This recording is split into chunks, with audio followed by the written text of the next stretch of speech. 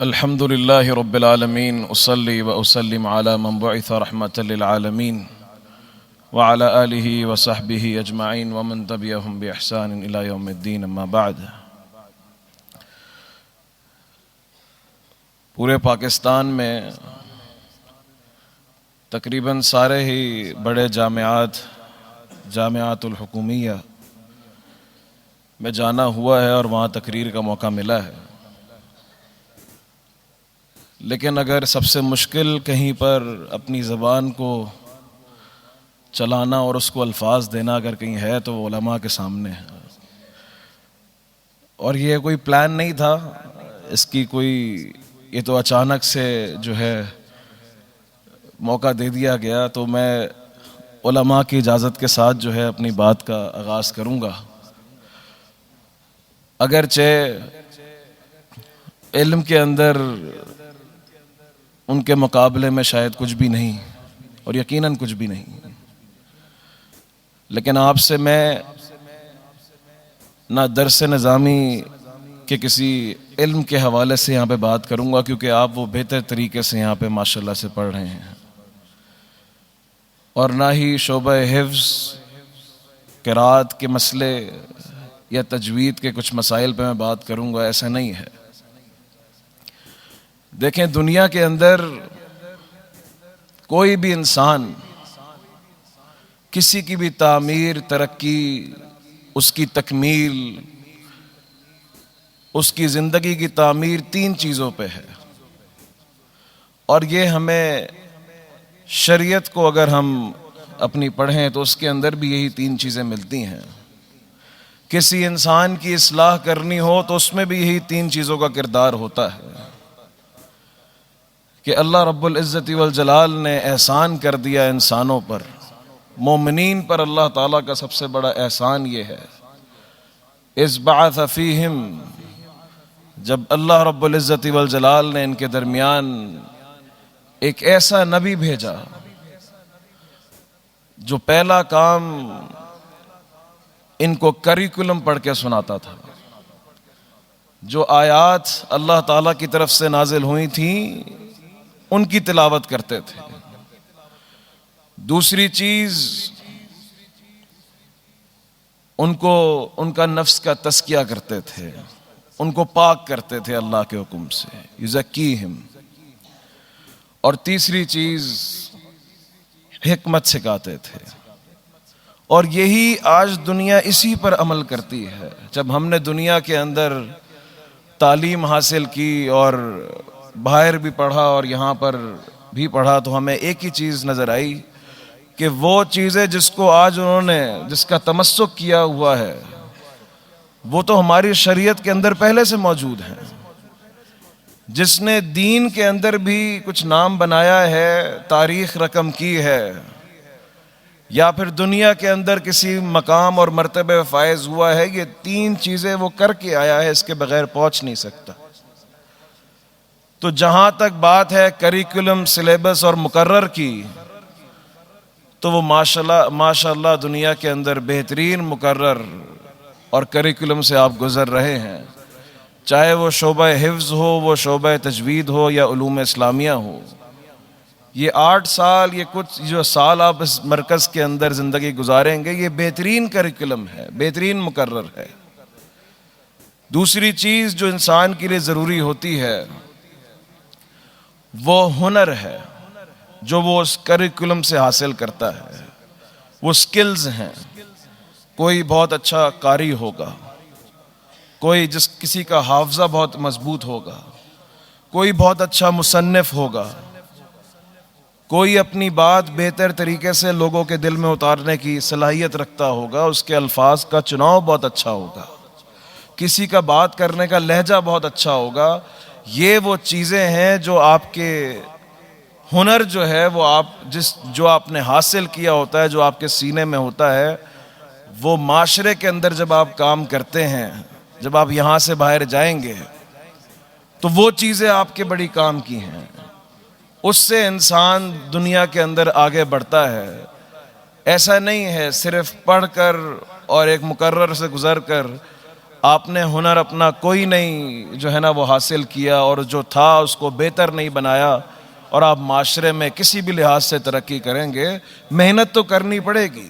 ایک کریکولم اور مقرر پہ ہے اس مدرسے میں رہتے ہوئے، اور اس مدرسے میں رہتے ہوئے اپنی وہ جو سکلز ہیں، جو ہنر ہے، اس کو پالش کرنا ہوگا، اس کو بہتر سے بہتر بنانا ہوگا۔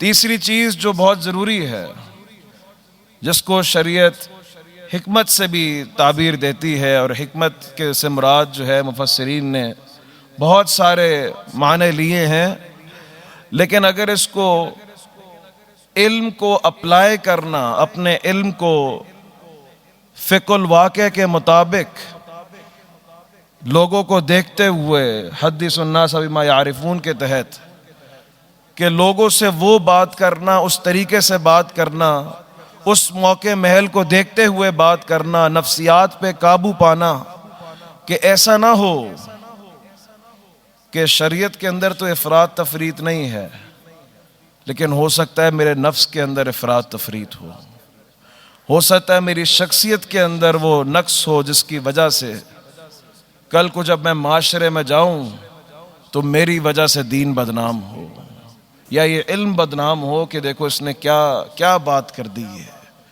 کیا عمل کر دیا اس نے، یہ کیا جذبات دکھا دیے جہاں پر نہیں دکھانے تھے، اور جہاں پر دکھانے تھے وہاں پہ نفس کی کمزوریوں کی وجہ سے، سائیکالوجی کی کمزوری کی وجہ سے انسان جو ہے میدان نہ مار سکے۔ یہ تین چیزیں ہیں جس پہ آپ نے قابو پانا ہے: مقرر، نفسیات، اور تیسرا ہنر۔ وہ کہتے ہیں کہ انسان تو بنا ہے ڈسکور ہونے کے لیے، معلوم ہونے کے لیے کہ اللہ تعالیٰ نے اگر آپ کو کوئی ٹیلنٹ دیا ہے تو اللہ تعالیٰ آپ کی زندگی میں مواقع فراہم کرے گا۔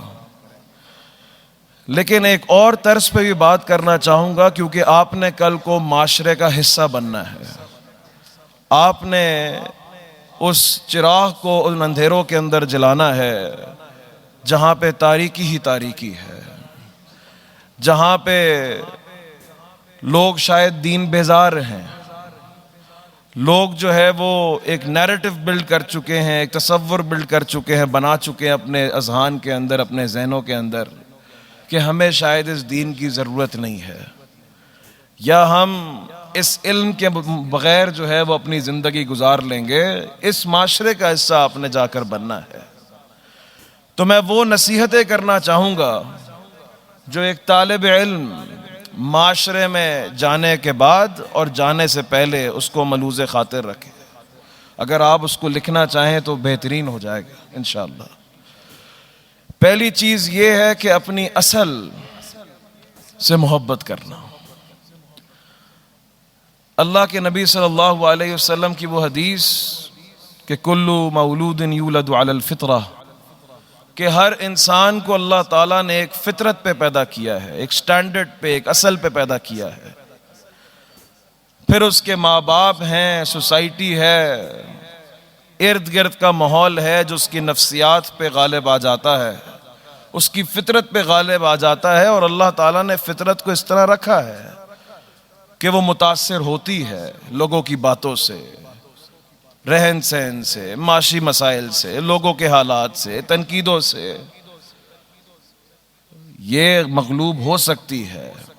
جب بھی اللہ تعالیٰ نے انبیاء بھیجے انسان کو واپس لانے کے لیے، بھیجا اللہ نے صحیح تھا ہر انسان کو، لیکن یہ مغلوب ہو سکتی ہے۔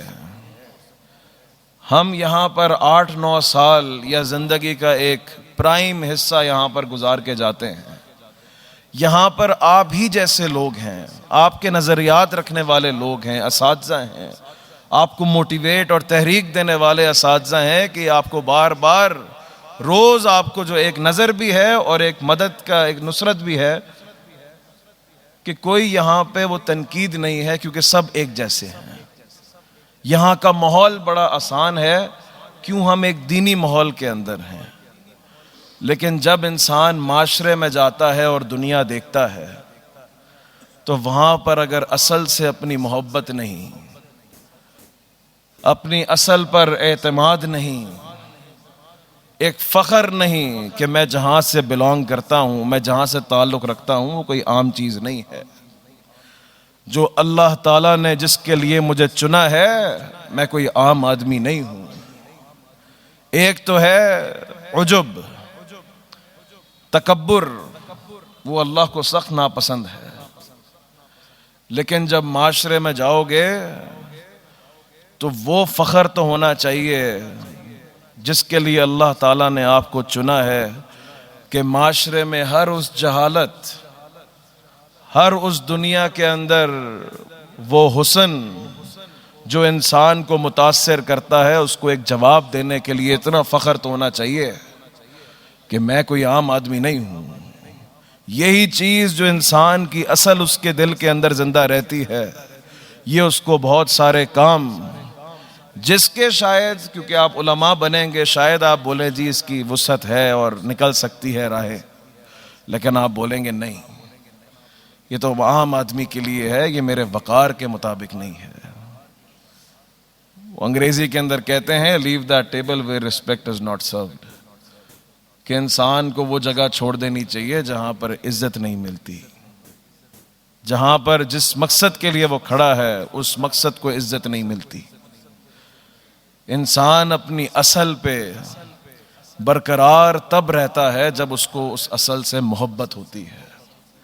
استقامت مشکل مرحلوں کے اندر صبر تب نصیب ہوتا ہے کہ جب وہ اصل اس کی زندگی کا مقصد ہوتی ہے۔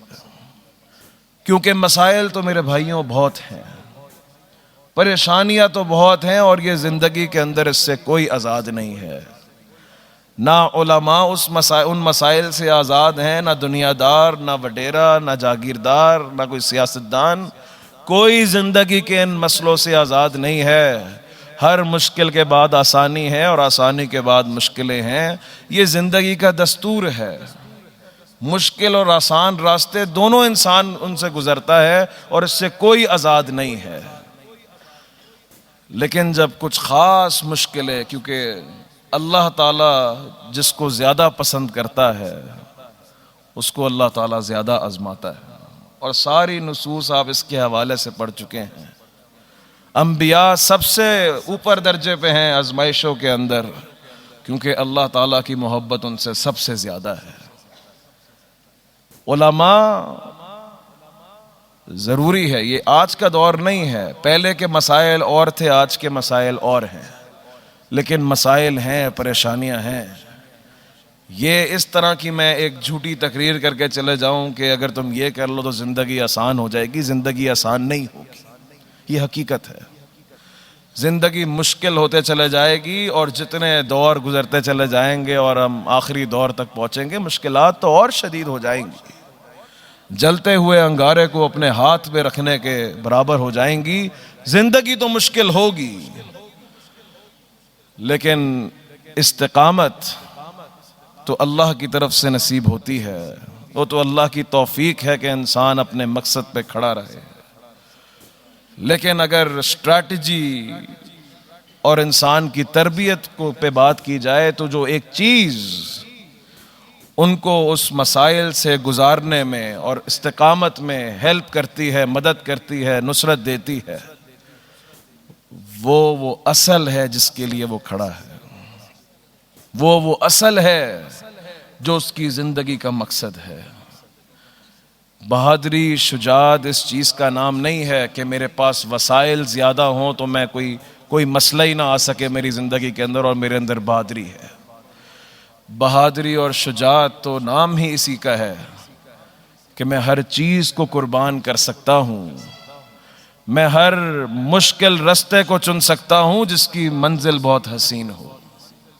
اگر اپنی اصل، اپنے مقصد، اپنی ڈیسٹینیشن کا اگر اس سے محبت ہے، اس کا حسن دل میں ہے، مشکل رستوں پہ انسان صبر کر لیتا ہے۔ اور آپ سے بہتر اس چیز کو کون جانتا ہے کہ ہر انسان کو کوئی تکلیف آتی نہیں ہے، الا کیا ہوتا ہے، یا تو آسمانوں پہ اس کے گناہ معاف کر دیے جاتے ہیں یا اس کے درجات بلند کر دیے جاتے ہیں۔ کیوں نہ پھر مشکلات کا مانگنا نہیں چاہیے، آزمائشوں کو، لیکن ایک لیڈر، ایک امام ہمیشہ ان کا استقبال کرتا تھا، کیونکہ یہ تو نشانی ہے کہ وہ اپنی اصل پہ کھڑا ہے، یہ تو نشانی ہے کہ اللہ تعالیٰ کی اس سے محبت ہے، اللہ تعالیٰ اس سے کوئی بڑا کام چاہتا ہے۔ تو وہ آزماتا یہ ہے کہ تو چھوڑ کتنا سکتا ہے میرے لیے۔ تاریخ میں جس نے بھی نام بنایا ہے یا جس کو اللہ نے نام دیا ہے، جن کی زندگیاں تاریخ رقم کر کے گئی ہیں، وہ کوئی ہائی اچیورز نہیں تھے ہمیشہ کہ انہوں نے بہت کچھ زندگی کے اندر بنایا تھا، چاہے دین ہو چاہے دنیا ہو۔ تاریخ ان لوگوں کی زندگیوں سے اور ان شہداء کے خون سے اور ان علماء کی زندگیوں سے بھری پڑی ہے کہ جنہوں نے اپنی زندگیاں لگا دیں اور زندگی کے اندر جو سارا حسن تھا جس کے پیچھے دنیا بھاگتی ہے وہ چھوڑ دیا۔ اصحاب بروج کوئی بہت مشہور قوم نہیں تھی، کوئی اتنی مشہور قوم نہیں تھی جس کے لیے اللہ رب العزت والجلال نے پوری سورت جو ہے وقف کی۔ حالانکہ ہمارے دنیا کے کانسیپٹ اور تصور کے لحاظ سے ایک قوم جو کسی مقصد کے لیے کھڑی ہو اور اس کو جلا دیا جائے اور اس میں سے ایک بھی نہ بچے، یہ تو ڈیفیٹ ہے، یہ تو ہار ہے، یہ تو دنیاوی ٹرمز کے اندر یہ تو ہار ہے، اصطلاحات کے اندر، کہ آپ بچا ہی نہ سکے کچھ، سب برباد ہو گیا۔ لیکن اللہ رب العزت والجلال نے اسی پر یہ فتویٰ دیا، یہ کوئی عام کامیابی نہیں ہے، ذالک الفوز الکبیر، یہ بڑی کامیابی ہے، یہ بہت بڑی کامیابی ہے کہ انسان اپنی اصل پہ کھڑا رہے، اپنی اصل پہ باقی رہے اور قربان کر دے جو اللہ تعالیٰ نے اس کو دیا ہے۔ تو کبھی ان مسائل کے آگے، آسائشوں کے آگے، چین کے آگے، کنوینئنس کے آگے، شہرت کے آگے اپنی اصل کو کمپرومائز نہیں کرنا، اپنی اصل کو چھوڑنا جو ہے نا وہ گوارا مت کرنا، کیونکہ اسی کے لیے تو تم کھڑے ہو، کیونکہ وہ اصل، وہ اتنی بڑی نعمت ہے، خاص کر علماء جن کا تعلق علم سے ہے، کہ اللہ مجھے بہت زیادہ مال دے دے تو مجھے دنیا میں کوئی آ کے یہ نہیں بتا سکتا کہ میرا رب مجھ سے خیر چاہتا ہے یا نہیں۔ اللہ مجھے ایسی صحت دے دے کہ میں 70 سال بغیر کسی بیماری کے گزار جاؤں اور کوئی مجھے آ کے یہ سرٹیفکیٹ دے دے کہ اللہ تمہارے ساتھ خیر چاہتا ہے۔ اگر دنیا میں شہرت مل جائے اور گلی گلی محلے میں لوگ مجھے جاننا شروع ہو جائے تو یہ اس بات کی علامت نہیں ہے، مجھے کوئی ایک گارنٹی ہے، مجھے نہیں بتا سکتا کہ اللہ تعالیٰ تمہارے ساتھ خیر چاہتا ہے۔ بنی اسرائیل کو تو بہت کچھ ملا، جس کو اللہ ان کو نعمتیں یاد دلاتا ہے، اذکروا نعمتی التی انعمت علیکم، اللہ نے کہا میں نے بڑی نعمتیں دی، یاد کرو ان کو۔ لیکن کیا اللہ تعالیٰ نے ان کے ساتھ خیر کا ارادہ کیا؟ ایک واحد چیز جو آپ کے پاس، آپ کی زندگیوں کے اندر جو آپ کے پاس ایک نعمت ہے، وہ یہ حدیث ہے کہ من یرید اللہ بہ خیرا یفقہہ فی الدین، اللہ اگر کسی کے ساتھ خیر چاہتا ہے، خیر کا ارادہ کرتا ہے تو اللہ اس کو دین کی سمجھ دیتا ہے۔ تمہارا علم کے ساتھ رشتہ صرف اس لیے نہیں ہے یہاں سے جانے کے بعد بھی یا یہاں پہ رہتے وقت بھی کہ تم بڑے عالم بن جاؤ، وہ تو اللہ تعالیٰ تمہیں انشاءاللہ بنائے ہی بنائے، لیکن آدمی علم کا رستہ اس لیے کبھی نہیں چھوڑنا چاہیے اس کو کہ وہ ایک واحد ایسی چیز ہے جس سے میں اپنی زندگی کے اندر اپنا احتساب کروں گا، اپنا حساب روز محاسبہ کروں گا، لیکن رات میں وہ جو آخری آنکھ میری بند ہو تو وہ اس اطمینان کے ساتھ تو ہو کہ آج بھی قول اللہ قول الرسول جو ہے وہ چل رہا ہے زندگی کے اندر یا نہیں چل رہا۔ یہ جو حد قول حدثنا فلان، یہ جو آوازیں ہیں یہ بڑی بابرکت آوازیں ہیں۔ یہ جو جب ہم درس بخاری کے اندر ہم جب قرأت کرتے تھے تو پڑھتے تھے تو ہمارے شیخ ابو عمر حفظہ اللہ ہمیں ہمیشہ کہتے تھے اس کو خالی اس طرح سندوں کو پڑھنا آج کے دور کے اندر یہ بڑی شان کی بات ہے، یہ بڑا شرف ہے. اور ایسے ایسے لوگ جن کا دین سے کوئی آباء و اجداد کا تعلق نہیں ہے وہ یہ علم پڑھ رہے، یہ کوئی سوچ بھی نہیں سکتا تھا. آج کے دور میں بڑے شرف کی بات ہے کہ اللہ تعالیٰ نے آپ کو چنا ہے. اس پہ فخر تو کرنا، اس اصل کی حفاظت تو کرنا، لیکن اس کی قدر کرنا بہت ضروری ہے. اپنے آپ کو ہلکا مت لینا بھائی کسی کے آگے. یہ نہیں کہ میں فلاں جگہ سے دنیاوی ڈگری نہیں کر سکا، وہ بھی کرو، بہتر ہے، اچھا ہے، کام آئے گا زندگی کے اندر، دنیا کے اندر، معاشرے میں، دعوتی میدان کے اندر بھی کام آئے گا. لیکن یہ اس کاسٹ پہ، اس قیمت پہ نہیں ہونا چاہیے کہ تمہاری اصل مغلوب ہو جائے اور دنیا اس پہ غالب ہو جائے. یہ امتحان ہے جس سے تم نے گزرنا ہے. تو پہلی نصیحت اصل کی حفاظت ہے. دوسری چیز، معاشرے کے اندر جانے سے پہلے یہاں پہ اپنے درس کو سمجھتے ہوئے، پڑھتے ہوئے، یہ حافظہ بہتر کرتے ہوئے، یاد کرتے ہوئے، انسان کو یہ دیکھنا چاہیے کہ میرا ذہن کس طرف مائل ہے. علم میں، خاص کر علوم اسلامیہ میں جہاں پہ لوگ ہیں، اس میں حدیث ہے، تفسیر ہے، عقائد ہیں، نحو ہے، صرف ہے، وراثت ہے، اور باقی قواعد ہیں. اپنا ذہن ذرا ایویلیویٹ کرو، غور سے سوچو اور دیکھو اپنی زندگی میں کہ جب استاد پڑھا رہا ہوتا ہے تو مختلف اسباق پڑھتے ہو، تمہارا ذہن کس طرف زیادہ مائل ہوتا ہے. کیونکہ اللہ تعالیٰ نے ہر کسی کو ایک خاص ملکہ دیا ہوتا ہے، وہ بڑا چھپا ہوا ہے.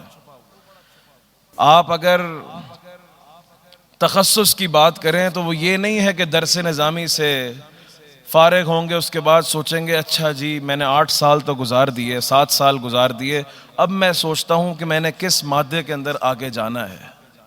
تو اس کا مطلب وہ 8 سالوں کا جو مطالعہ تھا، جو زندگی تھی، اس کے اندر بہت کچھ ضائع ہو گیا کہ کبھی مطالعہ اس انداز میں کیا ہی نہیں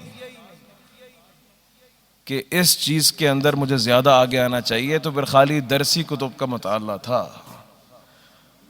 استاد جی جتنا بولتے رہے کہ مکتبے میں جا کے کچھ کتابیں پڑھ لیا کر، وہ تب ہوتا ہے کہ جب انسان کو یہ پتہ ہو، ڈائریکشن ہو کہ میرا اس خاص مادے کے اندر زیادہ انٹرسٹ ہے، اور جس کی بنا کے اوپر اس مادے پہ آپ کو جو ہے وہ ملکہ بھی حاصل ہوتا ہے اللہ کی طرف سے، اور تلقی بالقبول بھی ملتا ہے جب آپ اس کے اندر جاتے ہیں. آپ اٹھائے تاریخ اپنے اسلاف کی، بہت سے لوگ آئے، امام آئے، انہوں نے بڑے شعبہ جات کے اندر کتابیں لکھی، لیکن جو وجہ شہرت ہے ان کی، وہ ان کی ہر کتاب نہیں ہے. امام نووی رحمہ اللہ نے کتنی کتابیں لکھی؟ کوئی عمر بتائے گا کہ امام نووی رحمہ اللہ کس عمر میں وفات پائے ہیں؟ 31 سال، 38 سال، اتنی سی عمر کے اندر، اور کام کتنا کر کے گئے ہیں، کتنی کتابیں لکھی ہیں. لیکن وہ کتاب جو ان کی وجہ شہرت ہے خاص، جس کی وجہ سے ان کو پہچانا جاتا ہے زیادہ، وہ کون سی کتاب ہے؟ کون سی کتاب ہے؟ صحیح مسلم کی شرح. اتنا بڑا کام کہ صحیح مسلم کی سب سے، میں یہ تو نہیں بولوں گا سب سے اچھی شرح، یہ تو علماء جو ہیں اس کے اندر مجھے پکڑ لیں گے کہ یہ والی بھی تو ہے. یہ تو ہر کسی کی اپنی ترجیح ہے، اس کے فوائد ہیں، لیکن اکثریت جمہور کا یہ کہنا ہے کہ صحیح مسلم کی یہ جو شرح ہے سب سے بہترین ہے. حدیث کا ذوق تھا، علم حدیث کا ذوق تھا. ابن کثیر رحمہ اللہ نے مختلف مادوں میں کتابیں لکھی ہیں. وجہ شہرت کیا ہے؟ حالانکہ تاریخ میں بھی تو لکھی ہے، لیکن تفسیر کے اندر ایک خاص ملکہ ہے جس کی وجہ سے اللہ تعالیٰ نے اس کو جو ہے ایک قبولیت دی. امام بخاری رحمہ اللہ نے صرف صحیح بخاری تو نہیں لکھی، لیکن وجہ شہرت علم حدیث ہے، کیونکہ اس میں فوکس تھا. فوکس تب آتا ہے کہ انسان جب اپنے آپ کو پہچان لے اور وہ اس کے اندر اللہ تعالیٰ کی دین ہی دین ہے کہ اس میں بڑے فیکٹرز ہیں کہ آپ اس میں لذت زیادہ ملتی ہے انسان کو. وہ پڑھ کر انسان کا ذہن زیادہ اچھا چلتا ہے, اس میں وہ زیادہ نکات نکال سکتا ہے. یہ نہیں ہے کہ جو نحو میں اچھا ہو تفسیر میں بھی اچھا ہوگا, یہ تفسیر میں اچھا ہے وہ حدیث میں بھی اچھا ہوگا. ہاں سٹینڈرڈ سب کا ہوگا, پاس تو سب میں ہوگے انشاءاللہ, لیکن کوئی ایک ایسا مادہ اپنے ذہن میں سوچ لو. چاہے یہاں پہ شعبہ حفظ کے لوگ ہیں تو وہ قرات کے اندر اور معاملات کے اندر اپنے لہجوں کے اندر تخصص اپنائیں پڑھنے کے وقت میں. یہ بدل سکتا ہے وقت کے ساتھ ساتھ, لیکن جو ابھی لگ رہا ہے اس پہ محنت کرو. تیسری نصیحت جو میں کرنا چاہوں گا, یہ شیخ صلاح الدین یوسف رحمہ اللہ, یہ ان کی نصیحت ہے جو ہمیں ہمارے دور کے اندر انہوں نے آ کے دی.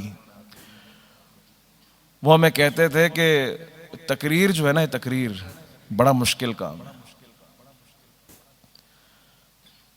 لیکن آپ تصنیف کے میدان میں دیکھیں ماشاءاللہ سے کتنی کتابیں لکھی انہوں نے.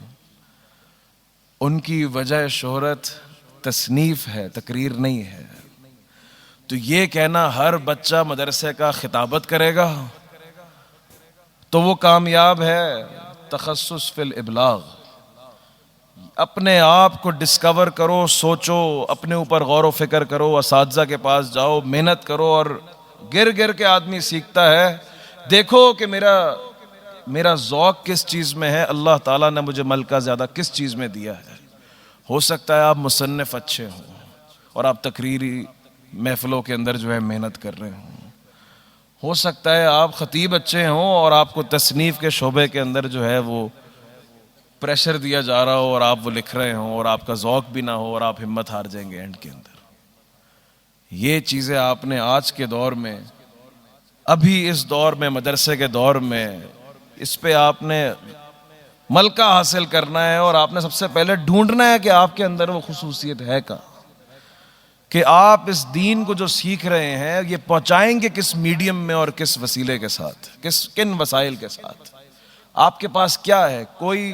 کوئی شخص ہو سکتا ہے کہ یہ ادارے ایسے نہیں چلتے, ان اداروں کو اللہ رب العزت والجلال کی توفیق کے ساتھ کچھ لوگ ہیں جو سب کو متحد کر کے چلاتے ہیں. یہ ایک ہنر ہے, یہ ہر کسی کے پاس نہیں ہے.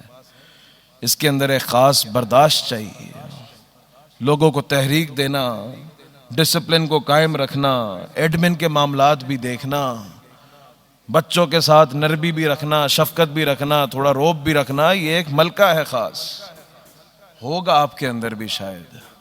ہو سکتا ہے ہمارے استاد جی کہتے تھے یہ ادارے نہیں ہوتے, یہ ایک شخص ہوتا ہے جو ادارہ بنتا ہے. یہ ادارے جو ہے یہ اب سیمنٹ اور بلاکس اور رنگ اور زینت کی وجہ سے کبھی مشہور نہیں ہوتے. یہ تو ہماری شان ہے, دنیا کے اندر ہر بلڈنگ اپنی زینت اور اپنی تعمیر کی جو اس کی کوالٹی ہے اس کی وجہ سے شہرت یافتہ ہوتی ہے. یہ صرف ہمارے ادارے ہیں جو ایک شخصیت سے مشہور ہوتے ہیں, چاہے وہ ہو یا نہ ہو. جبھی آج ہم یہاں پہ کھڑے اللہ نے توفیق دی, کیونکہ یہ اس ادارے میں کسی نہ کسی کا خلوص ہے. یہ ایسے نہیں بیٹھتے بچے, کئی ادارے ہوں گے خالی ہو چکے ہیں, اللہ تعالیٰ کی آزمائش ہے. لیکن اللہ کی قسم آج فخر ہے, میرے علم میں نہیں تھا کہ ماشاءاللہ سے اتنی بڑی تعداد اس منظم طریقے سے جو ہے وہ علم حاصل کر رہی ہے دین کا. ایک فخر کی بات ہے ہمارے لیے. اور یہ شہر تو ویسے ہی علماء کا شہر رہا ہے. یہاں تو بڑے بڑے علماء اور بڑے بڑے ادارے اس لیے ہیں کیونکہ شاید کسی کا خلوص جو ہے وہ بہت زیادہ تھا. تو اگر تمہارے اندر تمہیں لگتا ہے کہ وہ قابلیت ہے تصنیف اور خطابت کی نہیں ہے, تو ہو سکتا ہے اللہ تعالیٰ نے ایک یونیورسٹی کی شکل میں یہاں پہ بچہ بٹھایا ہو جو آج تعلیم حاصل کر رہا ہے اپنے اساتذہ سے, اور ان کا اتنا بڑا صدقہ جاریہ بنے گا کہ وقت کا امام شاید بن جائے, شاید ایک بہت بڑا ادارہ بنا لے, شاید وہ اسی ادارے کو آباد رکھنے کی وجہ بن جائے. تو اپنے آپ کو سوچو کہ میں ایک عام آدمی نہیں ہوں، اللہ تعالیٰ نے مجھ سے کوئی خاص خیر چاہی ہے۔ جنت تو ایک کتے کو پانی پلانے والی عورت کو بھی مل گئی تھی، وہ تو اللہ کی دین ہے، وہ تو اللہ تعالیٰ کی توفیق ہے، وہ تو اللہ کس عمل پہ راضی ہو جائے اللہ بولے جنت ہے، یہ تو ہے ہی ہے۔ لیکن آپ علماء کی صف میں شامل ہوں گے، آپ دین کا علم سیکھ رہے ہیں، آپ پہ ایک ذمہ داری ہے، آپ کا مقام بھی ایک اعلیٰ ہے، ہلکا نہیں ہے۔ جب اللہ تعالیٰ نے قرآن کریم میں یہ کہہ دیا کہ هل يستوي الذين يعلمون والذين لا يعلمون، تو آپ ایک عام آدمی کیسے ہیں؟ جب ایک علم والا اور بغیر علم والا برابر نہیں ہو سکتا تو آپ کی زندگی کیسے برابر ہو سکتی ہے؟ آپ کے مسائل کیسے برابر ہو سکتے ہیں؟ آپ کی پریشانیاں کیسے برابر ہو سکتی ہیں؟ اور آپ کا سکون کیسے برابر ہو سکتا ہے جو کسی عام آدمی کو نصیب نہیں ہو سکتا؟ کیونکہ آپ کے اس سینے کے اندر اللہ تعالیٰ کا یہ نور ہے، یہ علم ہے، جس کے لیے آپ نے اس کو منتخب نہیں کیا، آپ نے اس کو نہیں چنا، اس علم نے آپ کے سینے کو چنا ہے۔ اس کی عزت کریں، قدر کریں، اور یہ ہو نہیں سکتی جب تک اپنے اساتذہ کا ادب نہ ہو۔ بندہ علم کی قدر کرتا ہے لیکن اساتذہ کی نہ کرے، ایسا ہو نہیں سکتا۔ یہ شاید دعویٰ جھوٹا ہے پھر کہ میں جی بڑی قدر کرتا ہوں، اپنے ادارے کی قدر نہیں کرتا اور دنیا میں کسی اور چیز کی قدر زیادہ ہے، تو اس کا مطلب دعویٰ جھوٹا ہے۔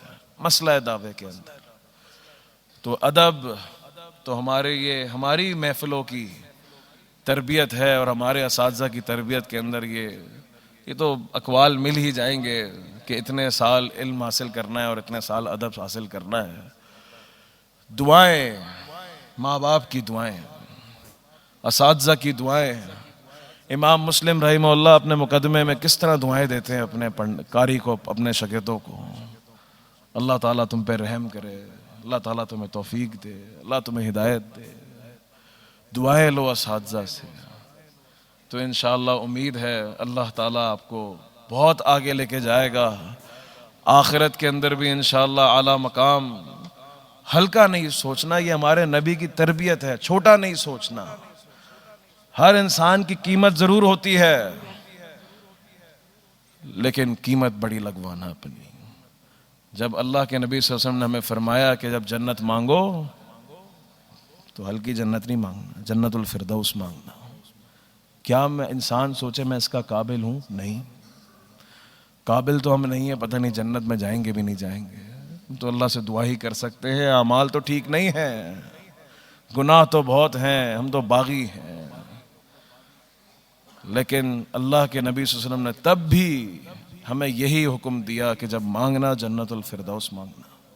چھوٹی منزل نہیں ہونی چاہیے، نہ دنیا کے اندر اور نہ آخرت کے اندر۔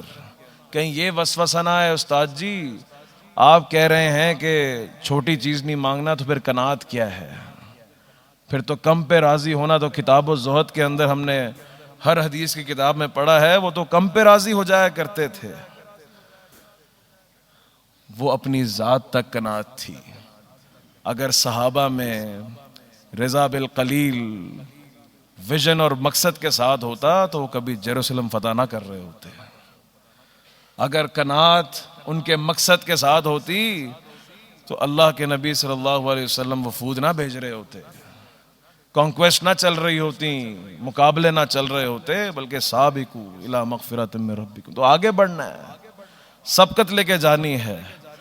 تو جتنے قناعت کے وسوسے آئے تو اپنی روٹی کم کر لینا، فوراً ویژن کم نہیں کرنا، مقصد کم نہیں کرنا۔ آدمی اپنی ذات میں قناعت رکھتا ہے کہ ہو سکتا ہے جو میں بچا لوں وہ میرے ویژن اور مقصد میں کام آ جائے۔ ہم یہ دنیا تو بنائی ہمارے لیے گئی ہے، تو یہ بچانا کیوں ہے؟ کم کیوں کھانا ہے؟ کم کیوں استعمال کرنا ہے؟ اپنی ذات کے تحت وسائل کے اندر کم پہ کیوں راضی ہونا ہے؟ کیونکہ وہ وسائل بچا کر کہیں استعمال کرنے ہیں۔ یہ بھی کیا زندگی ہوئی کہ آدمی بچایا جا رہا ہے، نہ خود استعمال کیا، نہ ویژن کو استعمال کرنے دیا، نہ دنیا بنائی، نہ آخرت بنائی، نہ دین کے لیے کچھ کر سکا، نہ لوگوں کے لیے کچھ کر سکا۔ کب اس دنیا کے اندر آیا اور کب چلا گیا نہ کسی کو فرق پڑا اور نہ کسی نے کوئی ذکر کیا. زندگی ایسی ہو جو تاریخ رقم کر کے جائے. یہ اس لیے نہیں کہ میرے اندر عجب ہے، تکبر ہے، یا میں دنیا چاہتا ہوں، حب الریاسہ ہے، نہیں. کیونکہ تاریخ میں بھی ہمارے دین نے اسی کو یاد کیا ہے جس نے اس اسلام کے لیے، اس دین کے لیے کچھ کیا ہے. دعا کرو اللہ تعالیٰ تمہیں استعمال کر لے. یہ دعا کیا کرو کہ اللہ نے مجھے 2 ہاتھ دیے ہیں، 2 پاؤں دیے ہیں، ایک چھوٹا سا ذہن دیا ہے اور اس سے چھوٹا سا دل دیا ہے. یا اللہ تو مجھے اپنی بارگاہ میں استعمال کر لے. بس اللہ تعالیٰ تو کسی فاجر کو بھی استعمال کر لیتا ہے. اللہ کے لیے بڑی بات نہیں ہے. ان اللہ یؤید ھذا الدین برجل فاجر.